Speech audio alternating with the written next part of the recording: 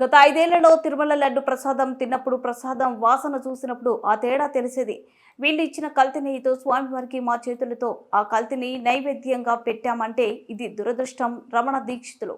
కైంకర్యాల్లో లోపాలు జరిగినాయి అంటున్నారు కదా, ఎటువంటి కైంకర్యాల్లో ఏ ఏ లోపాలు జరిగినాయి స్వామి అప్పుడు? చెప్పాను కదా, ఇదే ప్రసాదాల్లో కల్తీ జరగడం అనేది ఒకటి. అది ప్రసాదాలు తిన్నప్పుడు కానీ ప్రసాదాలు చూసినప్పుడు కానీ అది ప్రతి భక్తుడికి అర్థమైపోతుంది. ఇందులో ముందు ఉన్న సువాసన లేదు, రుచి లేదు, పవిత్రత లేదనేది. అలాగే అన్నప్రసాదాల్లో కూడా ఈ కల్తీ నెయ్యి వాడి పొంగలు, చక్కెర పొంగలి, సీర మొదలైన వాటిలో కూడా ఇది కలిపి ఉన్నారు. ఇది స్వామివారికి మా చేతులతోనే నైవేద్యం చేయవలసిన దురదృష్టం కూడా మాకు ఏర్పడింది.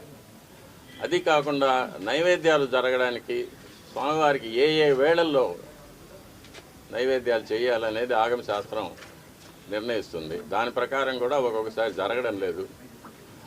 నైవేద్యం చేయవలసిన సమయాన్ని కూడా కుంచి 10 నిమిషాల్లో అయిపోవాలి, 15 నిమిషాల్లో అయిపోవాలి అనేది అర్చకుల మీద ఒక ప్రెషర్ పెట్టడం, త్వరగా ముగించమని చెప్పి వాళ్ళను తరమడం, ఇవన్నీ కూడా జరుగుతూ ఉన్నాయి. ఇవన్నీ కూడా స్వామివారికి జరిగే అపచారాల కింద